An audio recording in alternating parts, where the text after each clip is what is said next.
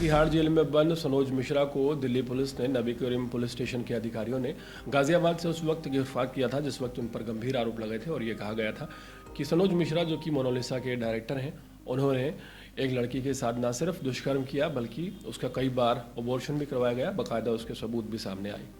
ये पूरी रिपोर्ट आने के बाद लड़की सामने खुद आई। उसने कई मीडिया रिपोर्ट्स में इस बात को स्वीकार किया कि ना तो उसके साथ जबरन कुछ किया गया है और ना ही अबॉर्शन उसकी मर्जी के विरुद्ध हुआ है। महिला ने साफ कर दिया कि अबॉर्शन उसकी मर्जी से हुआ है। वो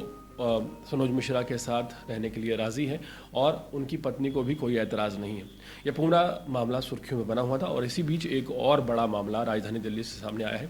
दिल्ली की 30 हज़ारी कोर्ट ने एक महिला पर शिकायत दर्ज करने के आदेश जारी किए हैं जिस महिला ने एक शख्स पर झूठे बलात्कार के आरोप लगाए थे। मामला दरअसल साल 2019 नवंबर 24 का है जिस वक्त महिला ने ये गंभीर आरोप लगाए थे एक शख्स पर कि उसने ना सिर्फ उसके साथ बलात्कार किया है बल्कि उसे जान से मारने की भी धमकी दी है। महिला ने जब अपनी शिकायत दर्ज करवाई थी उस वक्त महिला ने ये सारे तथ्यों के साथ बात कही थी और महिला ने रिपोर्ट दर्ज करवाने के बाद शख्स को जेल करवा दी थी और 2019 का ये मामला है और 4 अप्रैल को शख्स को बरी किया गया है। बरी करते हुए जज साहब काफ़ी ज़्यादा भावुक हो गए और उन्होंने पुरुषों की,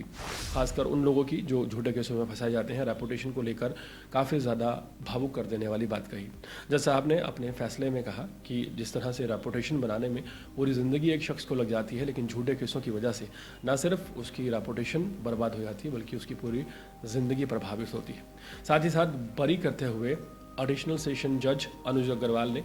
यह बात कही कि मात्र बरी कर देना इस पीड़ा का जो है भुगतान नहीं है। इसमें महिला जिसने झूठे आरोप शख्स पर लगाए हैं उस महिला के खिलाफ भी कड़ी कार्रवाई होनी चाहिए और इसी के चलते एडिशनल सेशन जज अनुज अग्रवाल ने 30 हज़ारी में ये फैसला सुनाया कि महिला के खिलाफ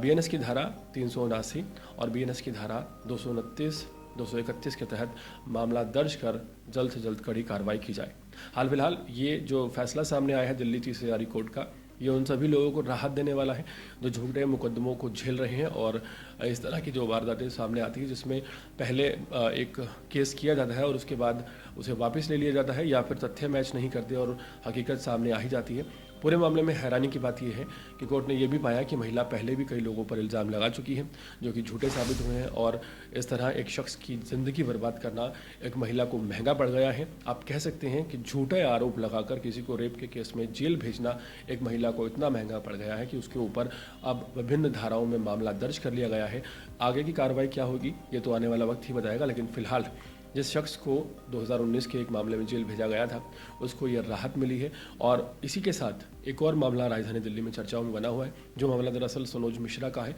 सनोज मिश्रा जो कि फिल्म डायरेक्टर हैं, उन पर उनकी एक ऐसी